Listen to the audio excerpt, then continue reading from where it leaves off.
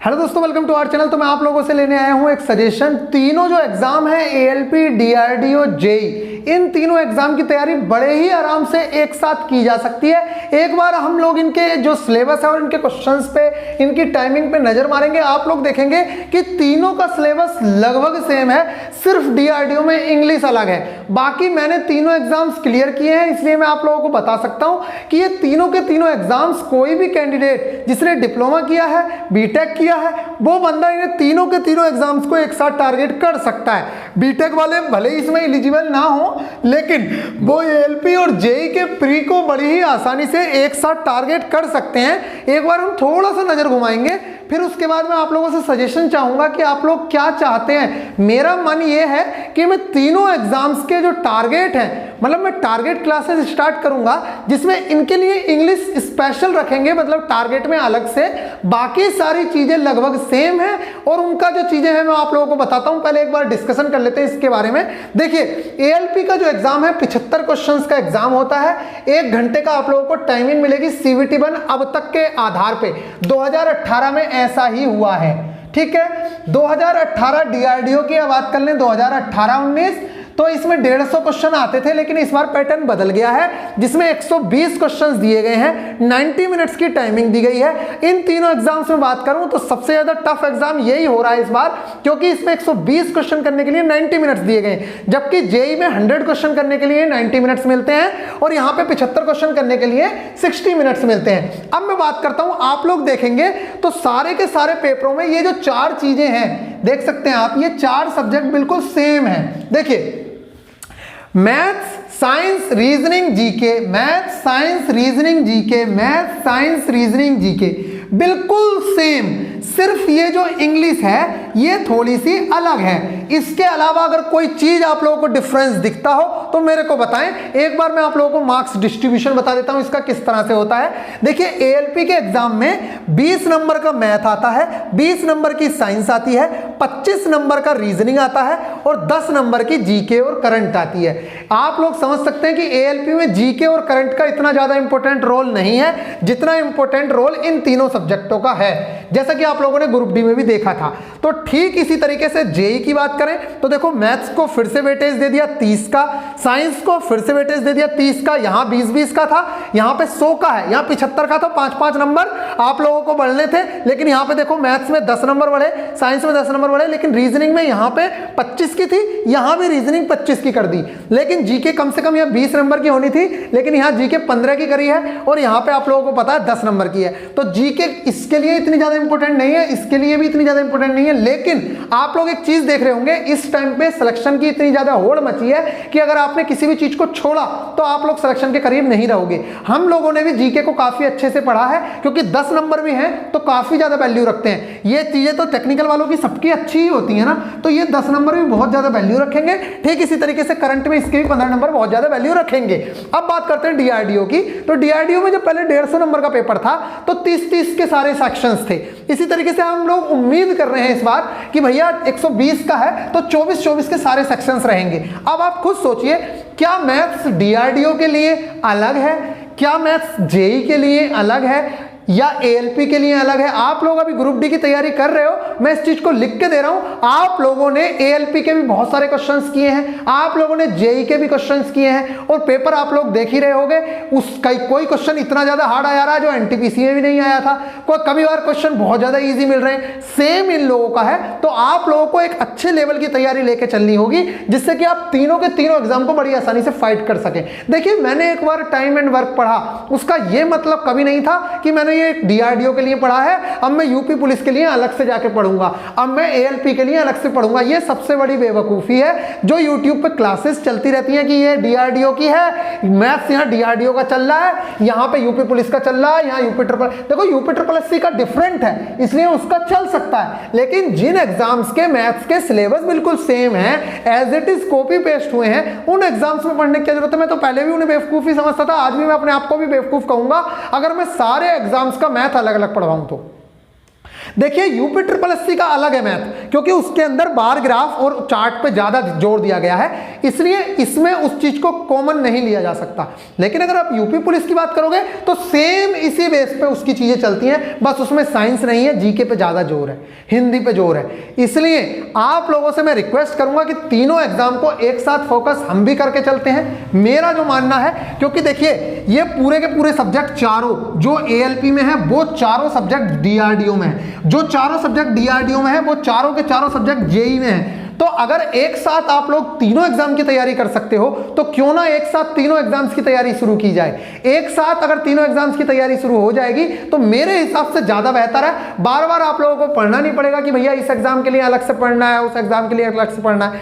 Test series आप लोगों की अलग अलग आपके लेवल से प्रोवाइड करवा दी जाएंगी, उसकी बिल्कुल टेंशन ना लो। लेकिन कंटेंट तो लगभग मुझे ऐसा लगता है कि सेम ही है, क्योंकि हमारे बच्चे ने भले ग्रुप डी की तैयारी की है, उन्होंने एसएससी एमटीएस भी निकाला है, उन्होंने एनटीपीसी सीबीटी 2 भी निकाला है, क्योंकि चीजें सेम ही है। अब मैंने मैथ पढ़ा है तो इसका मतलब ये नहीं है कि मैंने अलग अलग एग्जाम के लिए अलग अलग पढ़ा है, या मैं डीआरडीओ के लिए मैथ्स अलग से पढ़ के गया हूं। वही चीजें पढ़नी होती हैं जो एक बार पढ़ ली, ठीक है गाइज। और YouTube पे इतना कंटेंट अवेलेबल है, जिन चीजों को मैं आप लोगों को सजेस्ट करूंगा, अगर आप उन चीजों को करोगे तो निश्चित तौर से नॉन टेक्निकल में आप मार नहीं खा सकते। जब मैंने इतने कम समय में नॉन टेक्निकल पे पहुंच बना ली थी तो आप लोग भी बड़ी आसानी से इस पे कवर कर सकते हो। कोई भी घबराने जैसी इसमें जरूरत नहीं है। नॉन टेक्निकल डीआरडीओ का भी बहुत तगड़ा नहीं आता है, इतना हल्का आता है, ग्रुप डी से भी ज्यादा हल्का पेपर इसका देखने को मिला था।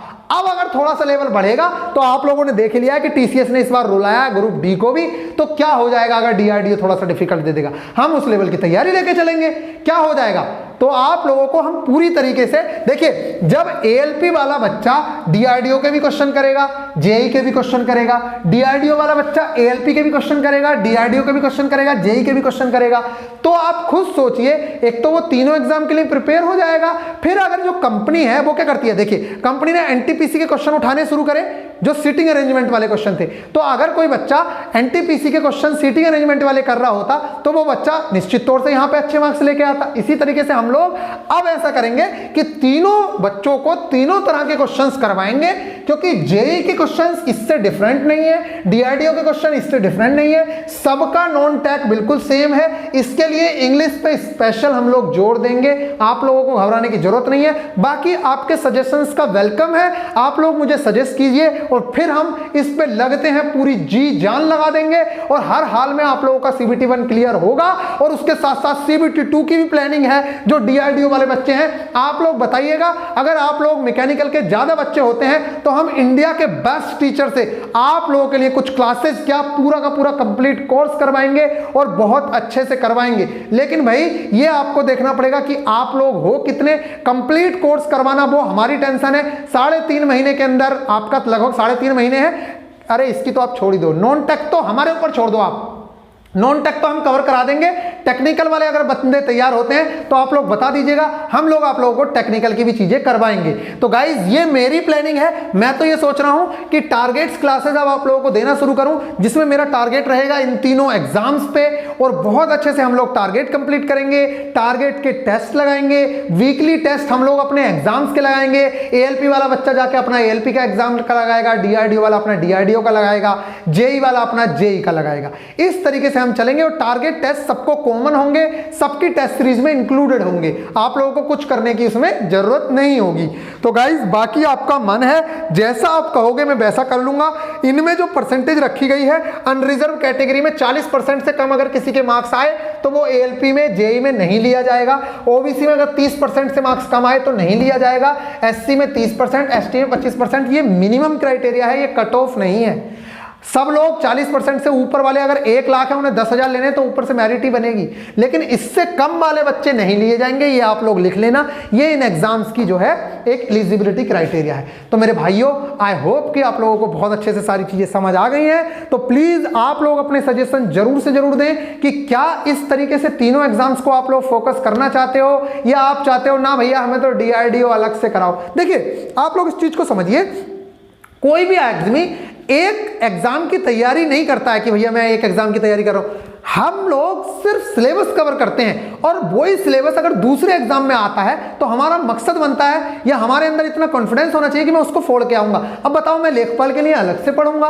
क्या आपको लगता है कि मैंने यूपी पुलिस के लिए अलग से पढ़ाई की होगी, NPCIL के लिए मैं अलग से पढ़ाऊंगा? नहीं ना, सारे एग्जाम्स लगभग सेम ही होते हैं, सारे एग्जाम्स में लगभग सेम ही चीजें आती हैं। बस आप लोगों को अपने कॉन्सेप्ट बिल्डअप करने हैं, जो टारगेट्स कराए जाएंगे उन टारगेट्स को करना है, बाकी चीजें हम पे छोड़ दो, आप लोगों का सिलेक्शन बड़ी आसानी से हो जाएगा, उसकी आप टेंशन ना लें। दूसरी चीज एक इंपॉर्टेंट इंफॉर्मेशन है, आप लोग अगर हमारे साथ कुछ बच्चे आप में से जो टैलेंटेड लोग हैं जिन्होंने पहले DRDO का पेपर दिया है, या मान लीजिए आप लोग BTech हैं, PCM से हैं और बहुत अच्छे मार्क्स आ रखे हैं, आपको कंप्यूटर की नॉलेज है या नॉलेज नहीं भी है लेकिन आप टेस्ट सीरीज पे बहुत अच्छा काम कर सकते हैं, तो या आप लोगों को YouTube का SEO वगैरह के बारे में नॉलेज है, या मान लीजिए आपको एडिटिंग अच्छी आती है, अगर आपको कोई भी स्किल आती है जो चैनल को आगे बढ़ा सकती है, तो आप लोग VIP गुरुजी